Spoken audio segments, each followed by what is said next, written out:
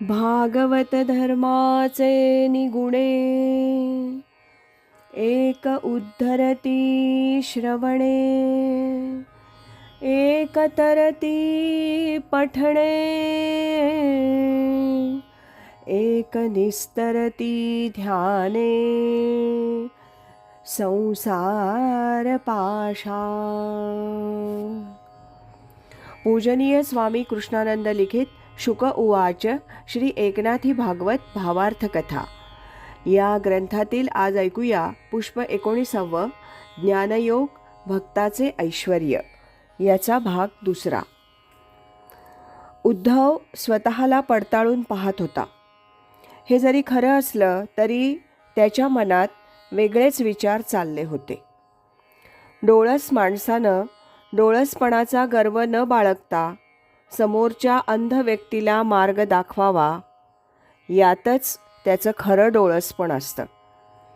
ह्याच विचारातून तो म्हणाला, देवा, सामान्य जन हे विषय सुखासाठी लाचावलेले असतात. आत्मसुख या शब्दाचा अर्थ त्यांना कळत नाही. देहसुख हेच सर्वस्व मानून त्याचं जीवन चालू असतं. त्यांची उपासना ही देहासाठीच सुरू म्हणजेच देहार्थच असते. अशा अंधकूपात पडलेल्या जीवांना वर काढणं हे सुजाणांचं कर्तव्यच नाही का? किंबहुना तोच त्यांचा धर्म असायला हवा असं मला मनापासून वाटतं. तेव्हा देवा, अशांना बौद्धिकदृष्ट्या प्रबोधित करावं, ज्यातून ते जीवन विकासाकडे वाटचाल करतील. आत्मसुखाची वाटचाल म्हणजे काय हा विचार त्यांच्या मनात येईल. उद्धवाचा जनकल्याणार्थ विचार ऐकून भगवंत म्हणाले, उद्धवा, हाच प्रश्न धर्मराजानं भीष्माचार्यांना विचारला होता. भीष्माचार्यांची योग्यता महान होती हे पांडव जाणून होते. कुरुक्षेत्रावरील संग्रामात पांडव जिंकले. धर्मराजाला राज्यपद मिळालं. आपण कौरवांचा पराभव केला. भीष्माचार्यांना शरपंजरी केलं असा अभिमान नकळतच पांडवांच्या मनात आला. श्रीकृष्णाला त्यांनी मोक्षमार्गी कसं जायचं हे विचारलं. श्रीकृष्ण त्यांना भीष्माचार्यांकडे घेऊन गेला. पांडवांच्या मनात त्यांच्याबद्दल आदरभावना होतीच. त्यांना सनम्र वंदन करून धर्मराजानं विचारलेल्या प्रश्नाचं उत्तर जे भीष्माचार्यांनी दिलं तेच मी तुला सांगतोय, ते ऐक. भीष्माचार्य म्हणाले, पंचमहाभूतातून निर्माण झालेला मानवी देह हा इंद्रियादी तत्वातून त्रिगुणातच सर्व क्रिया करीत असतो. देहबुद्धीतून आत्मबुद्धीत गेल्याशिवाय ज्ञेय, ज्ञाता, ज्ञान या त्रिपुटीचा लय साधता येत नाही. द्वैतभावातून अद्वैतात गेल्याशिवाय मूलतत्व उमगत नाही. रज्जू सर्पभास याप्रमाणे चाललेलं जीवन हे अज्ञानातच असतं. ही बद्धदशा होय.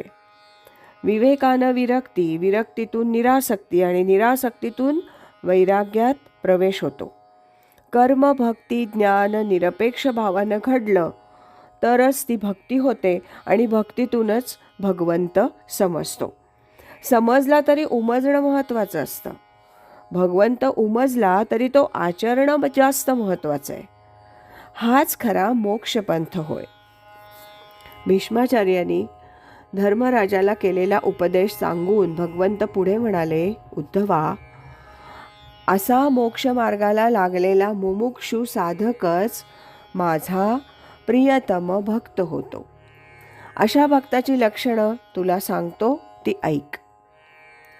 माझं गुणसंकीर्तन करण्यात जो तन मन भावे भारावला जातो, सर्व भूत मात्र माझीच रूपे समजून तो त्यांची सेवा करतो, त्याचे सर्व नेम, व्रत, जप, तप, याग हे केवळ माझ्यासाठीच असतात. त्याची सर्व कर्म मला एकालाच तो समर्पित करतो. माझी निस्सीम भक्ती हेच त्याचं जीवन भांडवल असतं. त्याच्या सर्व जीवन व्यापारातून ह्या भांडवलाची वृद्धी करण्याकडेच त्याची वृत्ती असते. त्याच्या देहीचा अहंकार नाश पावल्यानं त्याचा भावपाश सुटतो आणि तो माझं खरं स्वरूप जाणून सत्यज्ञानाचा म्हणजेच आत्मज्ञानाचा अधिकारी होतो. उद्धवा, तीच माझी खरी भक्ती आणि तोच माझा खरा भक्त होय. त्यावर उद्धवानं प्रतिप्रश्न केला आणि तो म्हणाला, देवा, प्रत्येक भक्त तुझीच भक्ती करतो, मग त्यात खरी वा खोटी हे भेद कसे करता येतील? आपण थोडं सविस्तरपणे सांगावं. या प्रश्नाला उत्तर देताना भगवंतानी आर्त, अर्थार्थी, जिज्ञासू आणि ज्ञानी असे भक्तांचे 4 प्रकार विवरण केले.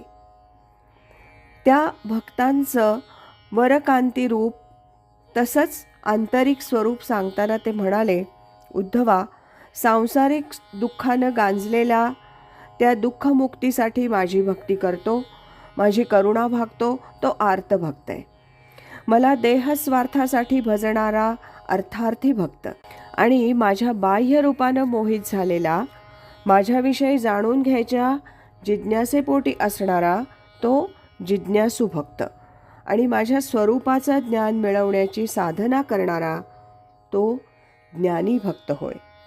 उद्धवा, हे सर्व माझीच भक्ती करतात हे खरं आहे, परंतु ते माझे परमभक्त होत नाहीत, कारण त्यांची ही भक्ती देहभूमिकेतूनच होत असते.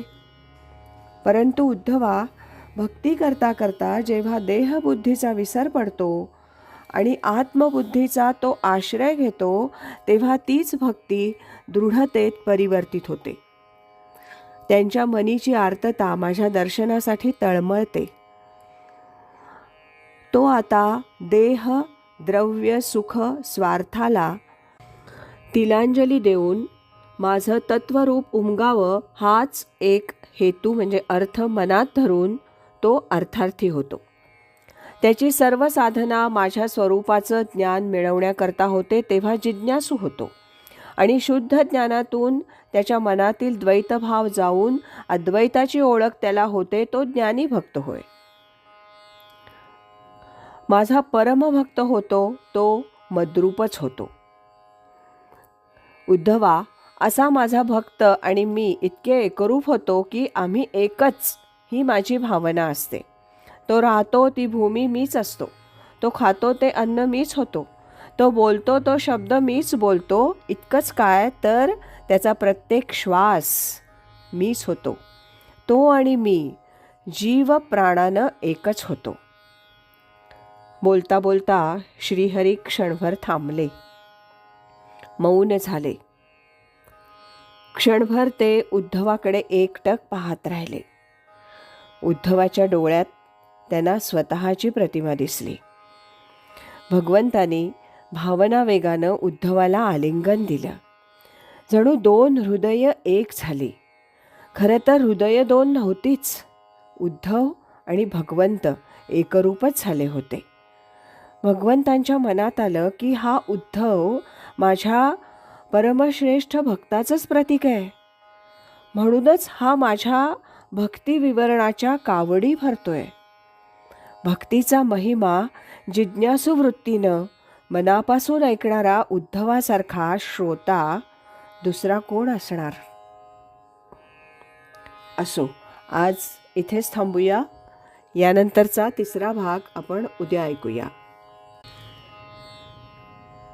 नमो व्यासमूर्ते, नमो शुकदेवा, दिला मुमुक्षुसी त्वा अक्षय ठेवा. कथा भावरूपे घडली हाते, करी समर्पित गुरुचरणाते. हरि ओम तत्सत.